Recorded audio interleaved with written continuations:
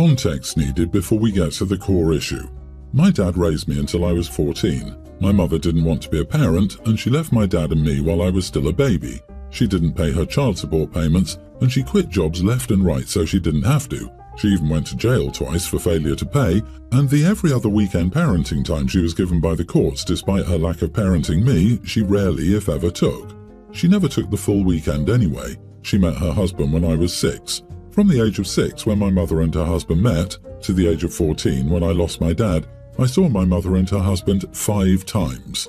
After my father died, I lived with my uncles. My mother wasn't interested in taking me, though her husband did. Still, my uncles were people who wanted me and who I had a close and loving relationship with. My mother didn't take any parenting time after I lost my dad. She and her husband had 3 kids together. Her husband attempted to insert himself into my life during Father's Day activities, and he'd asked me to live with them. Still, I mostly ignored all contact with him. He once attempted to tell me I was missing out and blame my dad for that. I shut him down firmly and harshly. I told him he had no right to speak about my dad, who was better than his wife would ever be. My mother's extended family, parents, siblings, etc., were always part of my life. Dad facilitated those relationships. My uncle continued after he died. Now I'm 27 and stay in touch with them. We're not very close, but I do appreciate their presence in my life. They were even invited to my engagement party last year. This brings me to the core issue. My grandparents were hosting a family party for a birthday. They invited me and I went. My mother and her husband were there, and so were their children. My mother's husband approached me about getting engaged and wanted to know why they weren't invited as my family. I told him that wasn't the correct topic for the party, but he should know why. I started to walk away. He said he wanted to be the one to walk me down the aisle at my wedding and wanted to know if I would allow him that honor because he always considered me a daughter. He wanted to show me he could be a better dad than I ever had. I lost my temper with his choice of words, and everyone heard me say he wouldn't be walking me down any aisle and that he wasn't good enough to be my dad. I called him pathetic for hating on the man who gave me a good life when his wife didn't give a crap. He became angry and told me I should be more respectful. I decided to leave, and a few hours later, I got a text from one of my mother's siblings saying I shouldn't have humiliated him so publicly. Am I the idiot? Not the idiot. Your mother's husband has no right to try and insert himself into your life like that and think that they can turn up to your wedding to play happy families. Who does he think he is, coming down on your father when he knew his wife had abandoned you? Good luck to him. What makes him so sure she won't decide one day to run out on him and stick him with their 3 kids? You are perfectly justified to be angry and have no contact with them, and they don't get a right to tell you how to live your life. I'm confused by the cognitive dissonance. Maybe your mum's husband doesn't know she had custody and refused to use it, and didn't pay child support. It looks like he was told that your dad screwed her over in court to get full custody and poisoned your mind against her, and no one in your mum's family has actually corrected the narrative. Yeah, she probably gave him the "it's the dad's fault he's keeping me from my baby" song and dance, and he believed it. That's why he's making those comments about your dad. I'm sure he'd believe anything to not make her the villain, even if it means throwing a child's deceased father under the bus. Clearly, he will go to those lengths to not blame her.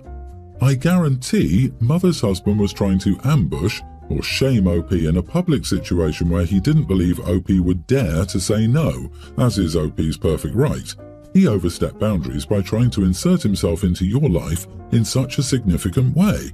It's not your responsibility to cater to his feelings or desires, particularly when they conflict with your comfort and values. Don't let anyone pressure you into accepting a role or relationship you're uncomfortable with. I hope you have a fantastic wedding and marriage without them in the picture.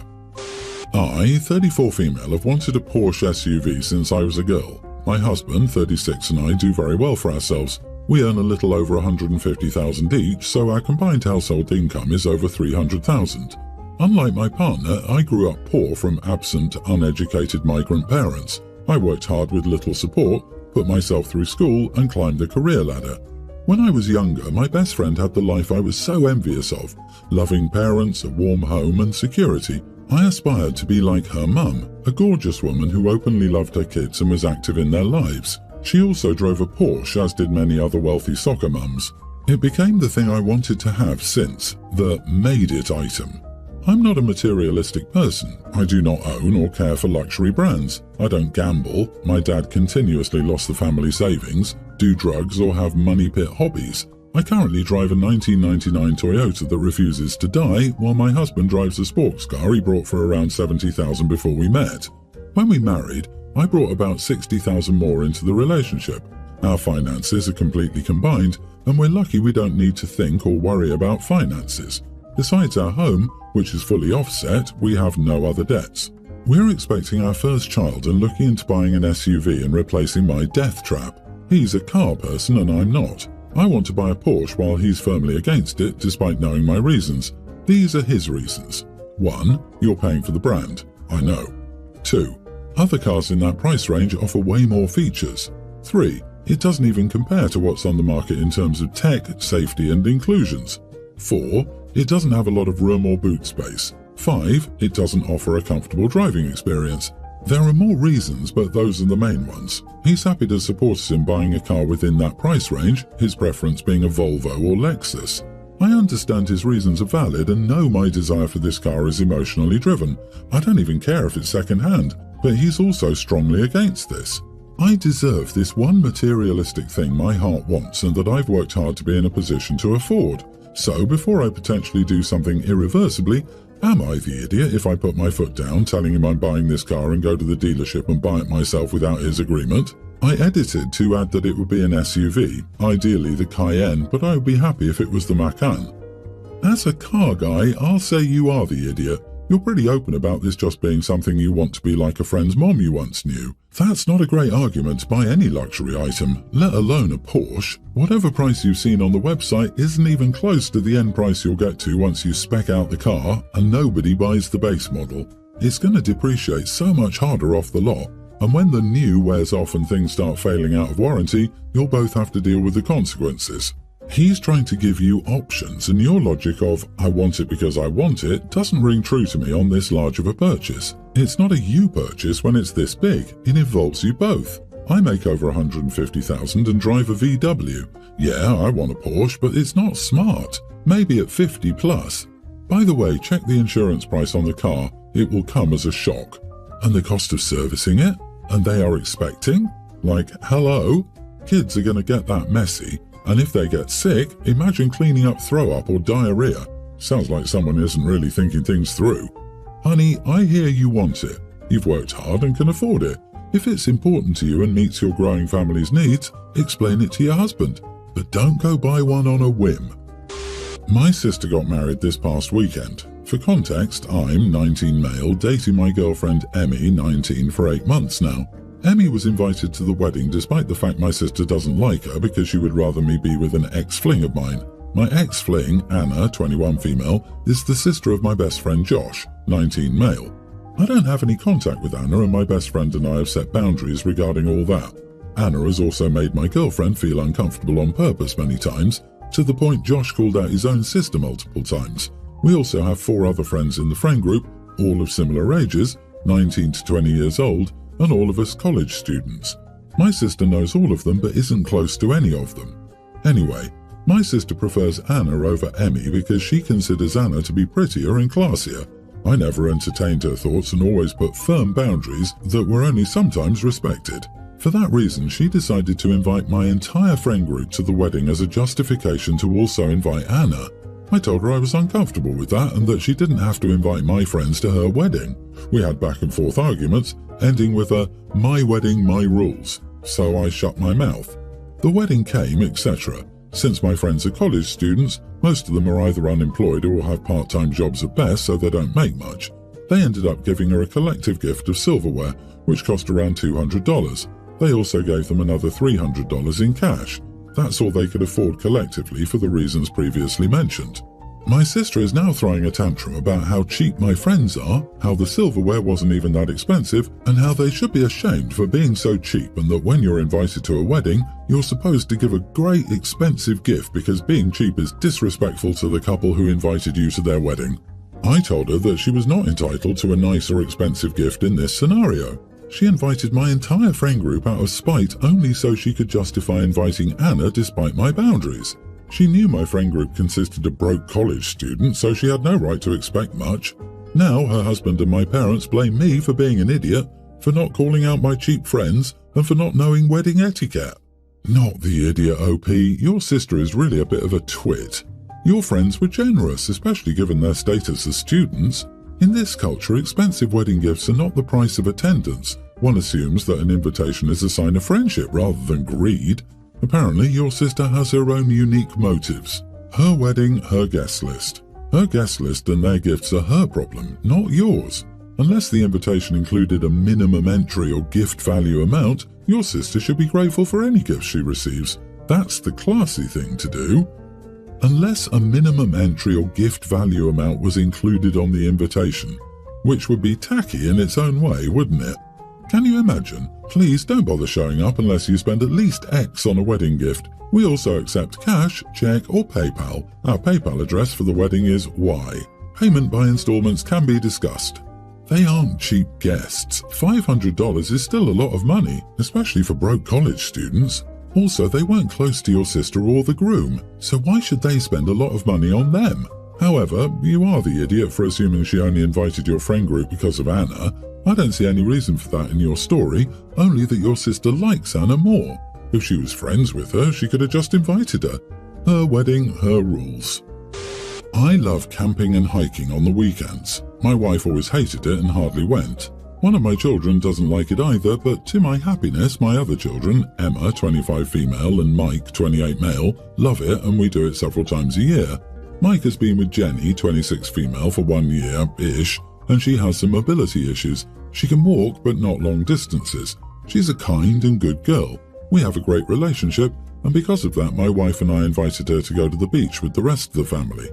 I wanted to go to this beach because of a nearby trail that led to a wonderful beach, and on the second day of the trip, 7 days, I announced that I would make this trail, and Emma agreed to go along. Her boyfriend did too, and I invited Mike to go. Later that day, he pulled me aside and asked if we could actually go to another beach accessible by car so Jenny could go too. I said I didn't want to because I wanted to do the trail and see this beach, but we could do that on another day, but the next day would be this trail. Mike said that Jenny was feeling left out of not being able to participate as my daughter was also taking her boyfriend and she would be left out due to her physical limitations. I pointed out that 4 people besides her weren't going on this hike either, and I'm not refusing to do that, but that tomorrow I had other plans. He said that I should understand her situation and not force a situation in which she's clearly being excluded by physical limitations, and that if that were the case, he wouldn't go either. I agreed and said okay. The next day, by a miracle, my other son wanted to go, and the 4 of us went on this trail. My son barely talked to me properly the whole trip, Jenny too, and when I suggested we go to another beach by car, he said I had some nerve to suggest that after all. My wife and the rest of the family have decided to stay out of this, but I'm at a loss. Am I the idiot? Not the idiot. Your son and his girlfriend can spend some time together, it's not a big deal. This is 1 day on your trip. It's not like you've designed the entire trip to exclude her. This is going to be life for your son and his girlfriend. People are going to want to do things she's not capable of doing. Them having to spend the day together isn't the biggest deal. I disagree. OP, you are the idiot. You're the one who invited her on the trip, then spent a whole day doing something she couldn't join in on, also without discussing it before the trip. You said no to him because you wanted to hike, but I kind of feel like a family trip should be about what everyone wants to do. Unless I'm misunderstanding, you could have driven everyone to that beach, then went off for the hike with whoever wanted to join. That way she gets to see the beach and you get your walk with whoever chooses to join. Your son was trying to include his girlfriend and you just flat out said no. It's a 7-day trip. Do they all have to do everything together all week? She wasn't able to join in one thing that about half of them were doing. The entire trip doesn't need to revolve around one person. She wasn't excluded at all. There were other people staying back as well, not only Jenny. In all reality, they both sound like kids throwing tantrums because they didn't get their way. My wife and I are in our mid-30s and we met in our 20s. One of the main things that really made me like her was that she kept working for what she wanted and wasn't really dependent on anyone. So for some context, I come from money on my dad's side. My mom is middle class but is not doing as well as my father and they aren't married. My wife and I have 1 child, a toddler, and she's pregnant with our second. While we both work, our daughter has been with my mom since she retired and my wife pays my mother to watch her. The problem is that she wants to be a stay-at-home mom. I told her no as I wasn't supporting that. She asked why. I said I preferred 2 working parents and it gives us more income. She said I could support it on my own, which I could. I still told her no. She asked again and said she wanted to be one of those Instagram moms and do more for the kids. I told her I would consider it. She's been bugging me about it. I told her if she wanted to do part-time she could, but she would have to take on more house chores. She said no, as she would still be working on Instagram. I told her Instagram will pay less than $5 an hour at first, so that's not a real job. She's been crying and bugging me about it for a while. I asked one of my friends. They said they wouldn't want a financial leech either, which is kind of mean, but I can see that. So, am I the idiot? Edit. So a main question I keep getting is why only my wife pays for childcare. The answer is that she makes less money than me, and we don't split bills 50-50, so it's easier for her to just pay the cheaper bills. She only pays my mother $100, as that's all she'll take and won't take any more. She wants to be there for her 2 children, nurture them, spend quality time with them, and give them her undivided attention. Record scratch. She wants to be an Instagram mom. Screw that noise and forgive her to post your kids online. OMG, what is happening right now? The world has gone mad. I wish these Instagram TikTok moms knew how much of a bad idea it is to parade your kids online. But of course, it's never been about the kids. It's all about their own narcissism that needs to be fed.